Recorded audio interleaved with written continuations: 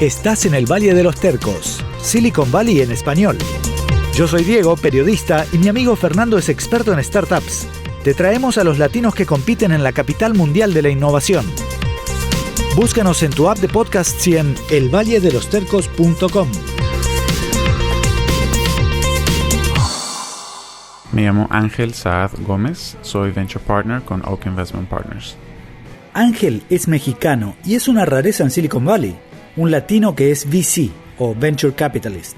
Es socio de la firma de capital de riesgo Oak, que ha invertido más de $9,000 millones en 500 compañías desde 1978.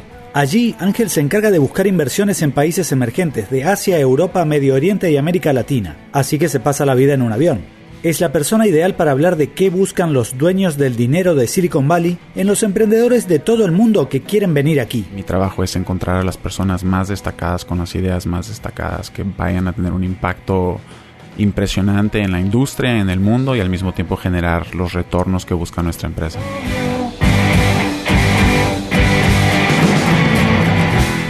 Pero Ángel también nos cuenta los problemas que ve en la relación entre inversionistas y emprendedores en América Latina. Y lo que acaba pasando es que ahora el emprendedor es responsable de pagar esa deuda.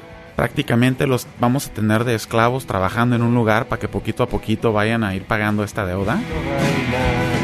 Bienvenido a El Valle de los Tercos, el podcast que te trae desde Silicon Valley a los latinos que se suman a la revolución digital. Argentinos, colombianos, chilenos, mexicanos, españoles, todos tienen una cosa en común. Porque no puedes decir todos son blancos, todos son hombres, todos son ricos, todos son pobres, todos son... Aquí el común denominador que yo veo es que son tercos. Y hay unos tercos que tienen éxito y hay otros tercos que duermen en su carro. Ese es Fernando Franco, experto en startups latinas y uno de los creadores de este podcast. El otro soy yo, Diego Graglia, un periodista que cubre Silicon Valley. Hoy Ángel Saad nos cuenta lo que todos los emprendedores quieren saber: cómo se ven las cosas desde el otro lado de la mesa.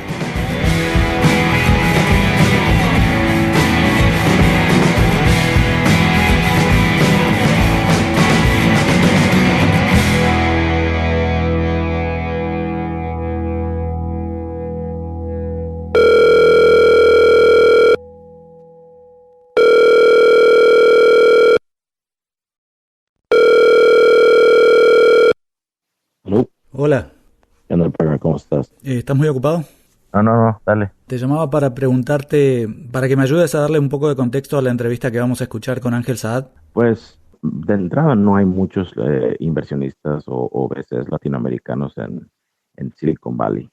Sí te puedo decir, bueno, puedo pensar unos, 10, pero pues comparado con el volumen no es tanto. Entonces, creo yo que el tener el punto de vista de uno en un podcast como este que está orientado a startups latinoamericanos es esencial. Y la otra parte buena es no solo que los emprendedores van a escuchar una perspectiva única, que es la del el inversionista que escucha sus pitches, sus presentaciones, sino también que Ángel conoce mucho mercados emergentes, conoce mucho Silicon Valley y conoce mucho México y Latinoamérica. Sí, y eso a mí se me hace que nos puede también dar un panorama de comparar cómo se comportan inversionistas en Latinoamérica, en México específicamente, que es donde él tiene más experiencia o mayor experiencia con respecto a Venture Capital en otras regiones, ¿no? O también pues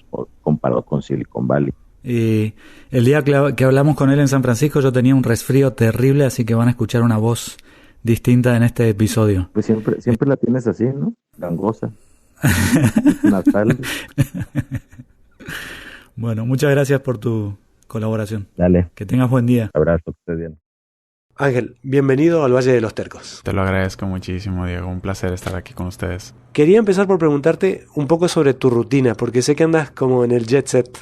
Pues yo no sé si lo diría el jet set, soy un esclavo de mi celular, pero ahí me puedes encontrar en cualquier parte del mundo. Cuéntame cómo funciona, dónde vives o dónde estás, porque estás en todos lados todo el tiempo. Pues el chiste con mi familia es que para ellos encontrarme, usualmente marcan a las aerolíneas y preguntan dónde estoy.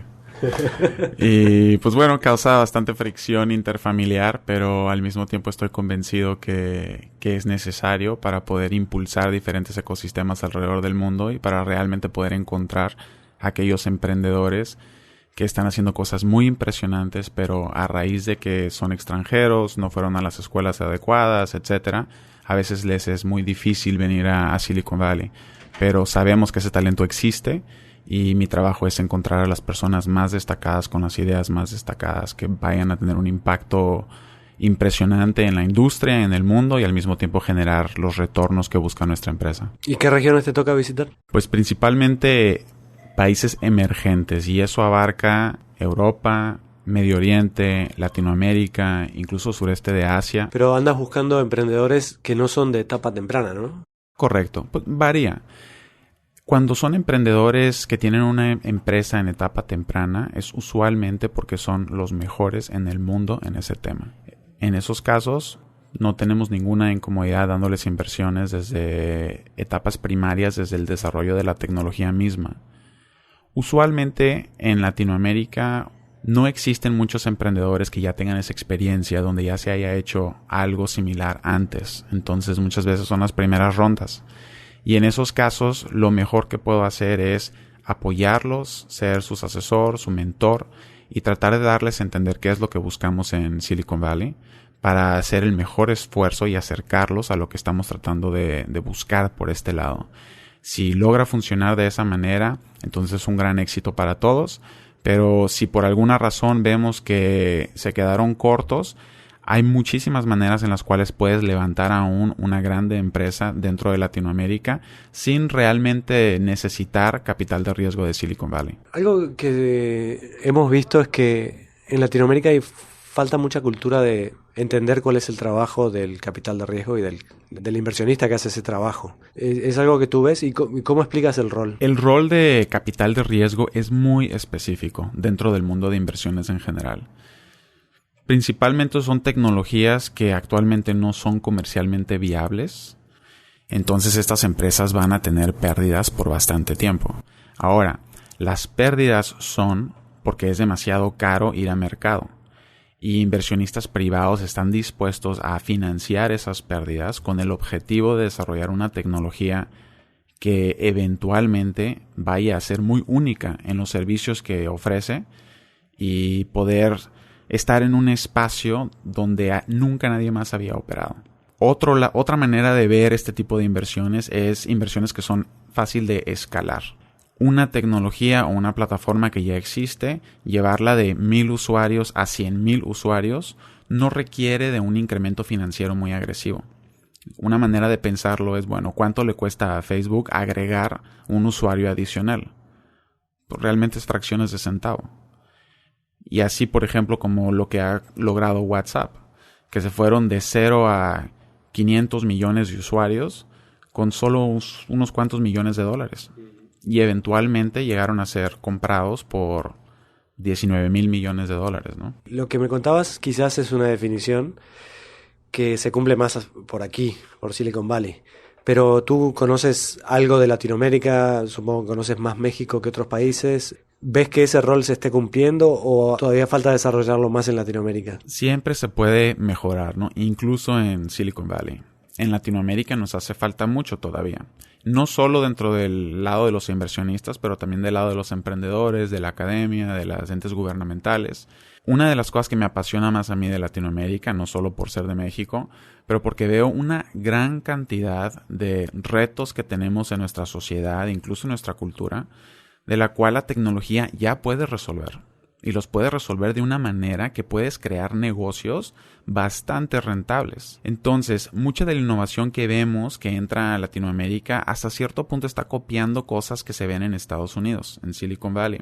Y los problemas que tenemos en Latinoamérica son muy, muy diferentes. Me gustaría ver esa originalidad en conceptos que estén tratando de resolver problemas muy importantes como son la obesidad, la salud, la educación, inclusión financiera, y dudo que esas innovaciones vayan a salir de Silicon Valley. No son temas que realmente existan aquí de una manera tan pronunciada, pero en Latinoamérica sí los tenemos.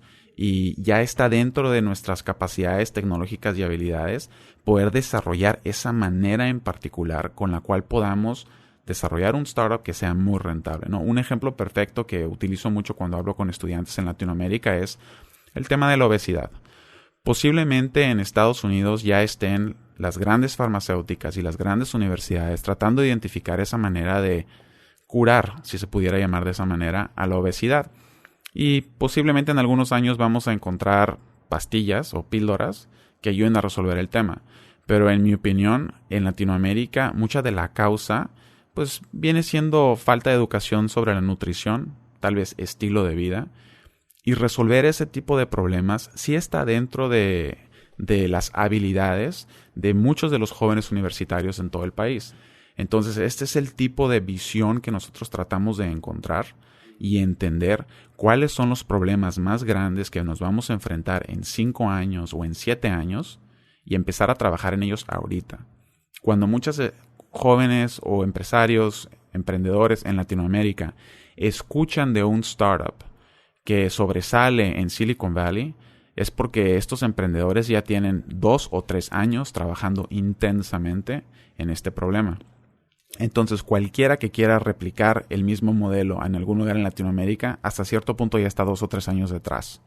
Entonces, el chiste es no ver hacia el lado y ver cómo van ellos avanzando, sino ver hacia el futuro, identificar un problema que se va a realmente estallar en el futuro y empezar a buscar esa solución ahorita, porque tarda mucho tiempo y mucho trabajo, y respectivamente del dinero y el capital que traigas detrás tuyo. Claro, pero me estás haciendo trampa, porque yo te pregunté de los inversionistas y me contestaste de los emprendedores. Okay.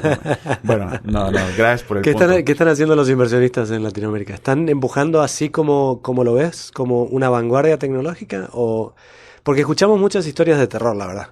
Sí, entiendo. Escuchamos gente que nos dice: fui a pitcharle a un inversionista y me pidió 95% de mi empresa por su inversión inicial, ¿no? Sí. Algunas son extremas y obviamente no son la norma, pero claro, escuchamos que falta mucho de ese lado también, ¿no? Pues estás completamente en lo correcto. Muchas veces cuando escuchas esas actitudes es tratar de encontrar un precio al riesgo. A veces cuando los inversionistas adoptan ese tipo de actitudes es porque no conocen el tema muy bien y por eso eso incrementa el riesgo y por eso están dándole ese tipo de transacción en el contrato. O a veces es porque sienten que los emprendedores no tienen lo suficiente para realmente poder resolver ese problema. En mi opinión, si hay tanta duda sobre las habilidades del emprendedor y de su equipo, mejor no se invierte, en vez de tomar estas actitudes un poco predatorias. Pero a la vez el inversionista tiene esa presión de que tiene esa responsabilidad de invertir el dinero y tratar de conseguir esos retornos grandes. Un inversionista no es exitoso cuando regresa a sus inversionistas y les dice: discúlpame, pero no encontré nada bueno, entonces mejor prefiero regresarte tu dinero. Eso nunca lo hemos escuchado, o rara vez se ha escuchado. Sí, claro. Los inversionistas, el trabajo de ellos es colocar el dinero con los mejores emprendedores y los mejores equipos. El riesgo es alto, y mucho más alto en Latinoamérica porque no somos mercado de exits, como le llaman, ¿no? Salidas donde una empresa se haga pública. Lo mejor a lo cual hemos podido aspirar en la reciente memoria es que llegue una empresa de fuera a adquirir una empresa latinoamericana. No pasa tan seguido. ¿Por qué? Pues porque la mayoría de las veces no estamos desarrollando tecnología de punta y a veces todavía creemos en este sueño de que a los extranjeros les llama mucho la atención el mercado latino. En ciertas instancias sí, pero en la mayoría de ellas no tanto cuando lo comparas con el mercado chino, el mercado hindú. Sí, yo así, si me apuran, me puedo acordar de un par de adquisiciones de Just Eat, la británica de entrega de comidas en México, compró 2 empresas. Y después BlaBlaCar, que es una francesa de transporte, compró Aventones en México. Uh-huh. No sé si hay en otros países otros casos, probablemente ahora no me vienen a la mente, pero sí.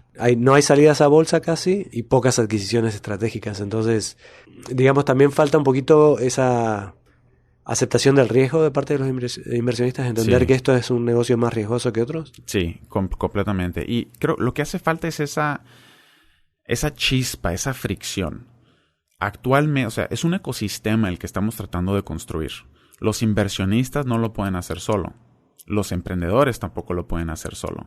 El tema es cómo todos pueden llegar a trabajar juntos y tener un diálogo sobre cuál es esa visión de futuro que quieren conseguir. Si llega un emprendedor y acepta todo lo que le dice el inversionista, pues a mí como inversionista me preocuparía.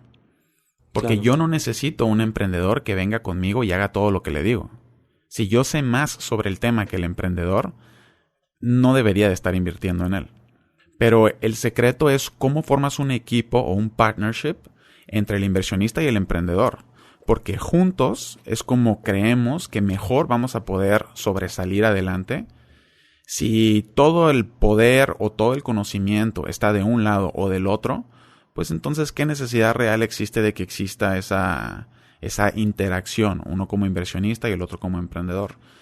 Mejor que estén solos, ¿no? Mejor solo que mal acompañado. Cuando en el term sheet, en el contrato, hay condiciones muy agresivas y predatorias, nosotros lo vemos como que puede ser un riesgo potencial, que va a ser un problema, y muchas veces decidimos no involucrarnos. Por lo menos eso le va a mandar el codazo a los VCs allá de decir, güey, no te me jales con estas ideas. O sea, tú ves en rondas donde podrías participar con VCs de Latinoamérica que hay condiciones que no son las mejores para el emprendedor y eso ya es una bandera roja, ¿no? Correcto. Muchas veces cuando nos damos cuenta que los términos o el term sheet que le llaman, el contrato de inversión que existe antes de nosotros, es uno donde a veces pudieran existir o se pudiera interpretar como muy predatorio, nos empezamos a preguntar pues, cuál es la dinámica que existe entre el emprendedor y el inversionista. Y puede ser un foco de riesgo muy, muy importante. Y la mayoría de los inversionistas profesionales en Silicon Valley van a evitar hacer inversiones en startups donde sienten que existe una relación entre inversionistas anteriores y el emprendedor, que eso puede explotar. Pero entonces el inversionista local, digamos, del país de origen en Latinoamérica, en lugar de ayudar a desarrollar un negocio, lo está frenando. Pues le has dado exactamente en el punto adecuado. Así es, muchas veces. Ahora, deben de estar de acuerdo tanto el emprendedor como el inversionista en la visión a futuro. Muchas veces la presión que tiene el inversionista es para un tipo de crecimiento y retornos menores a los que realmente quiere el emprendedor. A raíz de esas diferencias existen cláusulas dentro de los contratos que no ayudan a impulsar al emprendedor a Silicon Valley. Entonces, de ahí surge mucho del problema. Cuando nosotros llegamos, decimos, aquí hay estas cláusulas donde nos dan a entender como que los inversionistas anteriores no entendían muy bien el negocio en los que se están metiendo y no conocen lo que está pasando, entonces se pueden convertir en frenos para nosotros a futuro. Porque ahora resulta que nosotros tenemos que negociar o explicarle a inversionistas anteriores cuáles son los ajustes que deben de hacer y al fin del día ellos tienen que acceder a esto. Y si deciden no, pues entonces tenemos un problema. Entonces por eso la importancia de identificar a inversionistas que comparten nuestra visión que tenemos la mayoría en Silicon Valley de cómo se deben de hacer las cosas. Y a veces me impresiona que siendo mexicano, hablando español, cuando platico con inversionistas de capital de riesgo en Latinoamérica, me doy cuenta que no hablamos el mismo idioma. Es español y lo que tú quieras, pero las actitudes sobre cómo ayudar a impulsar a un emprendedor hacia adelante son muy diferentes. Y es uno de los temas en que espero, teniendo mejores relaciones con los fondos de inversión en Latinoamérica, ayudándoles a que ellos entiendan nuestras perspectivas, lo que nosotros enfrentamos, y estoy seguro que yo entendiendo lo que ellos enfrentan, vamos a empezar a identificar maneras en la cual podamos crear puentes entre los dos. Pero lo que es muy cierto, la mayoría de los inversionistas en Silicon Valley no se van a meter a invertir en dinámicas conflictivas o potencialmente conflictivas porque existen contratos que son demasiado agresivos tanto a favor del emprendedor como a favor del inversionista. El chiste es que esto sea justo y equitativo porque quieres desarrollar un partnership. Y si no están tratando desde puntos iguales como compañeros de trabajo, eventualmente va a haber un problema. Y si se puede evitar, evitamos, y la manera en que lo hacemos es no invirtiendo.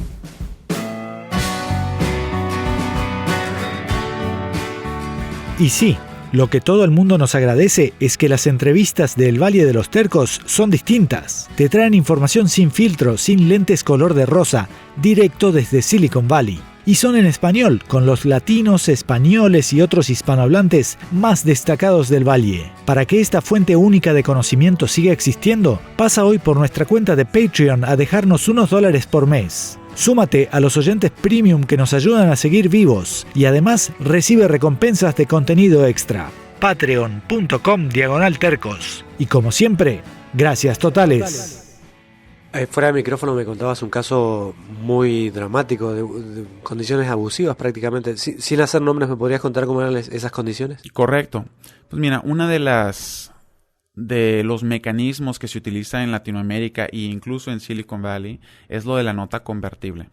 Es deuda que tiene un interés que, si las cosas salen bien, la convierto en participación. Pero mientras siga siendo deuda, pues la tienes que pagar. Ahora, se maneja mucho en negocios normales, donde existen activos, ¿no? O sea, una empresa pues tiene una fábrica, tiene carros, y por eso es lo que esa deuda está hasta cierto punto respaldada por bienes materiales. Pero cuando estamos hablando de tecnología, de investigación, de ciencia, pues no existe realmente un bien material. Entonces lo que estamos hablando es que ese dinero se va a aplicar para hacer una investigación.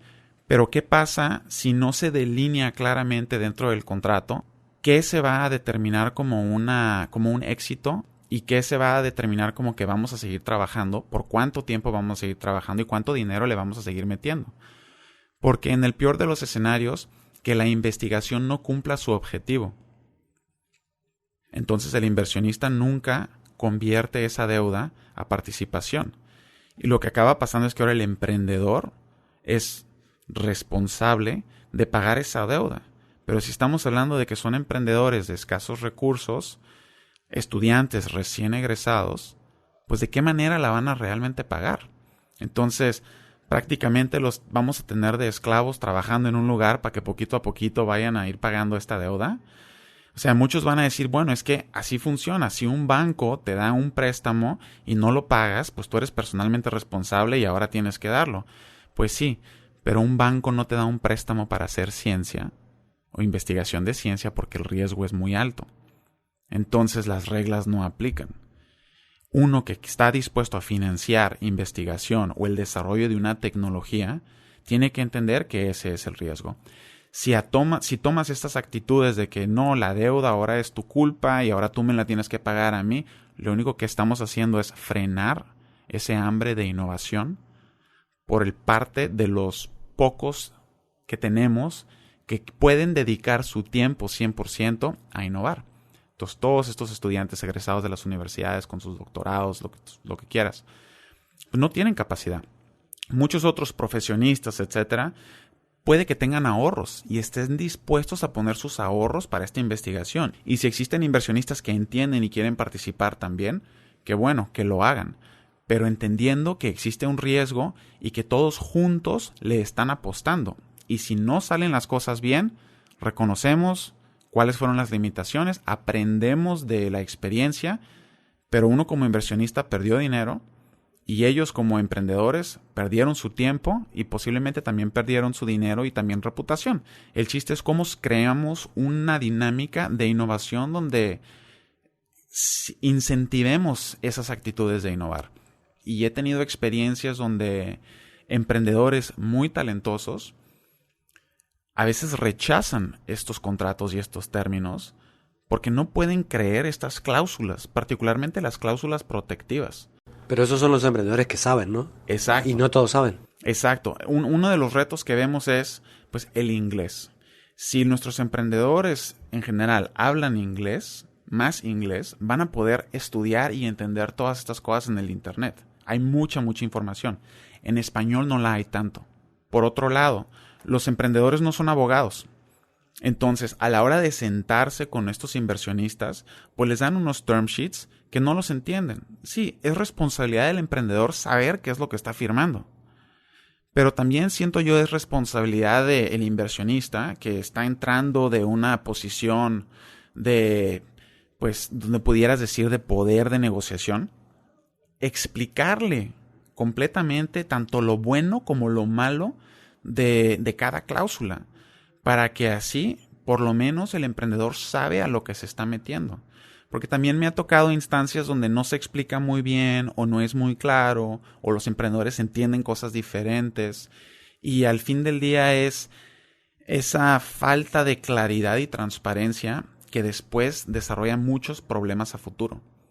Y esos son los problemas que yo como inversionista trato de identificar de antemano para decidir, antes de hacer alguna inversión, voy a platicar con cada uno de los inversionistas para que me platiquen qué es lo que opinan ellos del emprendedor, tanto como de los otros inversionistas. Y de igual manera me voy a sentar con el emprendedor y le voy a preguntar, platícame de cada uno de tus inversionistas. Y eso lo hago con empresas en las cuales voy a invertir, tanto como con empresas en las cuales no voy a invertir. Porque una de mis responsabilidades es identificar a aquellos emprendedores e inversionistas que comparten nuestra visión. ¿Y qué es lo que más te ha sorprendido en esas charlas? Desconfianza. Existe una desconfianza muy impresionante. Y lamento cada vez que escucho que sucede esto, porque esas experiencias no contribuyen de una manera positiva al ecosistema. Contribuyen en el sentido de que aprenden los emprendedores, pero perdemos una oportunidad donde exista esa dinámica positiva de creación hacia futuro. Lo único que sucede es resentimientos y desafortunadamente, como estamos en un ecosistema que no es muy competitivo, uno puede subsistir adoptando prácticas que no sean éticas o que no sean pues buenas hasta cierto punto, ¿no? Responsables, tanto del lado del emprendedor como del lado del inversionista. En Silicon Valley hay tanta competencia que una persona que tiene actitudes abusivas no sobrevive. Con el tiempo se va a ir reciclando y se va a ir saliendo porque nadie quiere trabajar con ellos. En Latinoamérica hace falta ese dinamismo. Poquito a poquito la gente va desarrollando reputaciones, que es lo que una de las cosas más importantes en cualquier sector de la vida. Y esas reputaciones, nuestro nombre es lo que nos lleva hacia adelante. Uno como emprendedor que se comporta de una manera ética, responsable, pensando en el bien común, va a seguir adelante y siempre va a encontrar personas que quieran trabajar con él. De igual forma con un inversionista. Ahora, el inversionista tiene la responsabilidad hacia sus propios inversionistas y tiene que defender y proteger los intereses de ellos. Y al mismo tiempo, una vez que haces esta inversión con el emprendedor, tienes esa responsabilidad a proteger a esta nueva empresa para que sea un éxito. Eventualmente pueden haber conflictos. Y cuando surgen esos conflictos, lo correcto es ser muy transparente con todos y decirles que existe este conflicto y a veces hasta retirarte de tu posición como miembro del consejo directivo de la empresa. Eso pasa muy normalmente dentro de Silicon Valley. No sé qué tan seguido o no pase allá. A veces los estándares que tenemos de transparencia son un poco diferentes, a veces son inevitables estos conflictos, pero es importante reconocerlos de antemano para que todos entiendan en lo que se están metiendo bajo reglas claras y transparentes. Ahora, antes de empezar a grabar, estábamos diciendo que hay pocos ejemplos de latinoamericanos que estén en la industria de VC, de Venture Capital acá, en Silicon Valley. ¿Cómo se llega ahí? Si uno está en Buenos Aires, en Bogotá, en México y quiere venir. Es una muy, muy buena pregunta. Y es un reto no solo para latinoamericanos, es un reto para todos. Y creo que la razón por la cual se da de esa manera es porque no existe el currículum perfecto. No existe ese caminito a seguir. Pero entonces, ¿cómo es la mente perfecta del VC? Lo mejor que puedes hacer es enfocarte en ser el mejor en lo que más te apasiona. Y eventualmente, gente te va a encontrar. En mi caso, era muy bueno en temas de expansión internacional. En esa época, Oak necesitaba a alguien que tuviera ese tipo de experiencias. Ayuda muchísimo que soy de México, entiendo muy bien Latinoamérica, pero también trabajé un tiempo en Europa, entonces tengo esa flexibilidad que ellos necesitaban. Me contrataron, me dieron la oportunidad y con el tiempo empecé a demostrarles que también podía hacer toda una variedad de cosas. Después de varios años se dieron cuenta que yo, siendo miembro del equipo, podía ofrecerles muchísimo más que si me dejaban ir. Claro, porque tú eras un associate. Correcto. ¿No? Y es lo que he leído por ahí, corrígeme si me equivoco, es que es muy raro que alguien pase de associate a partner, porque en general el partner es alguien que le mete dinero al fondo. Correcto. ¿No? Y el associate es un profesional que contratan, hace su experiencia ahí, pero después sigue para otro lado. Correcto. Y parte de eso es porque la mayoría de estos fondos, dentro de sus líderes o su liderazgo, ya tienen el equipo formado. Claro. Entonces no existe espacio para que entre un nuevo jugador a la cancha, ¿no? Entonces, nomás porque estás en los refuerzos de uno de los equipos de fútbol mexicanos, digamos los Pumas, no significa que vayas a llegar a ser titular. Uno de los titulares tiene que ser el salir para que exista esa oportunidad para alguien más. Ahora, si tú eres uno de la banca de uno de los mejores equipos, va a haber muchos otros equipos que van a querer pelearse para darte esa posición de liderazgo y para que seas titular. Okay. En mi caso, se abrió esa oportunidad, no porque se haya ido alguien, sino porque nos dimos cuenta que existían oportunidades muy importantes en mercados emergentes y yo era la persona adecuada de poder llevar la batuta en esos temas. Ok. Y ahí te dieron la chance de saltar. Pero para poder llegar a eso, tienes que ser muy bueno o de los mejores en tu tema. Y del otro lado, ellos tienen que necesitar de una manera muy importante esos conocimientos. ¿Y aparte le tuviste que poner fondos? ¿Dinero? Pues sí, ¿Lana? también. Pero ellos también entienden, ¿no? Uno tiene dentro de sus habilidades para poder contribuir, pero la razón por la cual te piden que contribuyas es para que todos estén completamente de acuerdo en esa visión. Entonces, uno que contribuye a ese partnership es porque ya todos estamos 100% dispuestos a hacer todo lo posible para no solo proteger nuestra inversión, pero también la inversión de todos aquellos que nos dan el dinero a nosotros. Y es por eso que muchos startups pues se meten en el tema de la participación. Y también cuando estos startups contratan a gente, muchas veces quieren darles participación en la empresa. Claro. Porque entonces el éxito de la empresa está directamente ligado al valor de esa participación del empleado.